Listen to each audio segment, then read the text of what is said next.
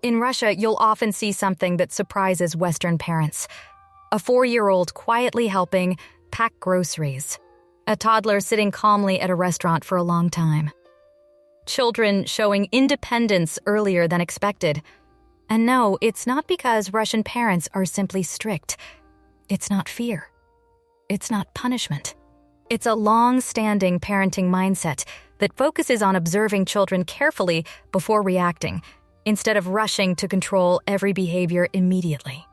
And today, we're going to break down a powerful idea hidden inside that approach, 7 baby cues most parents ignore, and what those signals actually mean. Because sometimes what looks like bad behavior is actually communication happening before words even exist. To understand this, we first need to understand a key concept in Russian parenting culture called vоспитание. It's a word that doesn't translate perfectly into English, but it roughly means raising a child's character through calm guidance, structure, and observation, rather than constant interruption or entertainment. In many modern Western households, parenting often becomes reactive. A baby cries, and we immediately distract. A tantrum starts, and we negotiate or try to stop it quickly. A moment of discomfort appears, and we rush to fix it. But in many traditional Russian households, the first question is often different. What is the child actually trying to communicate? That shift changes everything. Child development research supports the idea that babies communicate long before speech through body tension, facial expressions, gaze direction, movement changes, and rhythm shifts. When adults learn to notice these early signals, they often prevent overwhelm before it turns into full crying or meltdown. One of the most important ideas here is simple. Many parents wait for loud crying before responding. But babies usually send smaller signals first. A baby might turn their head away, suddenly become very still, start kicking lightly, rub their eyes, or lose interest in stimulation. These are not random behaviors. They are communication signals. Russian child psychologist Lyudmila Petronovskaya has often emphasized that a child's emotional security comes from the calm, consistent presence of an adult who can read and respond to these early signals rather than react only to extremes. Now let's break down the 7 most commonly ignored baby cues. The first cue is subtle withdrawal. A baby who suddenly looks away, turns their head, or becomes less responsive is often signaling overstimulation. Many parents assume they need more entertainment or stimulation, but often they actually need less input and a calmer environment. The second cue is repetitive body movement changes. Babies may start kicking, arching their back, or squirming more intensely when they are uncomfortable or overstimulated. Instead of assuming they are being difficult, it often signals sensory overload or fatigue. The third cue is sudden silence.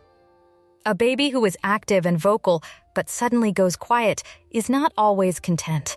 Sometimes silence is a sign that they are processing too much input or feeling overwhelmed. The fourth cue is eye rubbing or facial touching. These are classic early fatigue signals, often ignored until the baby is already fully exhausted and crying. The fifth cue is turning toward or away from a caregiver repeatedly. This can signal a need for connection, reassurance, or sometimes a need for space, depending on context. The sixth cue is escalating frustration during feeding or play. For example, dropping objects repeatedly or pushing food away may not always be defiance. It can be exploration, fatigue, or a sign that the activity is no longer suitable. The seventh cue is emotional contagion. When a baby becomes more upset immediately after an adult becomes tense, rushed, or anxious, it often reflects co-regulation. Babies mirror emotional states long before they understand words. This is where Russian parenting philosophy often emphasizes something important. The adult's emotional state shapes the child's response more than words do. So how can we actually apply this in everyday life? Start by practicing a small pause before reacting. When your baby shows distress, don't immediately jump into action. Take a brief moment to observe, look for early signals, Ask yourself, is this hunger, fatigue, overstimulation, or need for connection?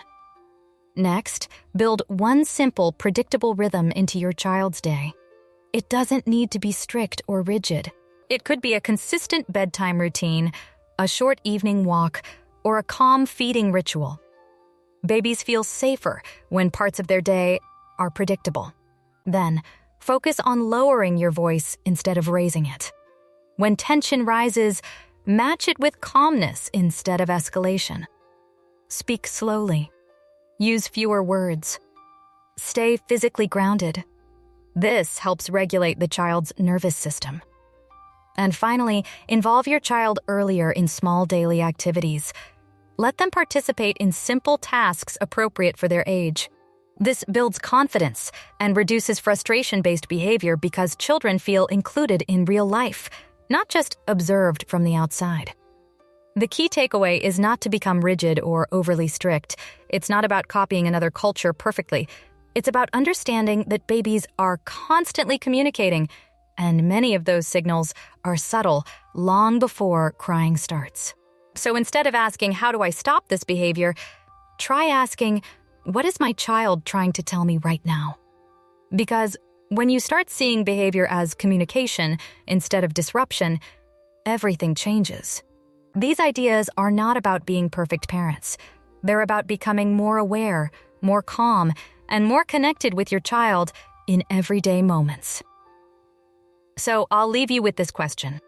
Which of these baby signals have you noticed before, but didn't understand at the time?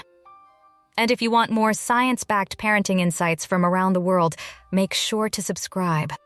Because great parenting isn't about control. It's about connection, awareness, and learning to listen before words even exist.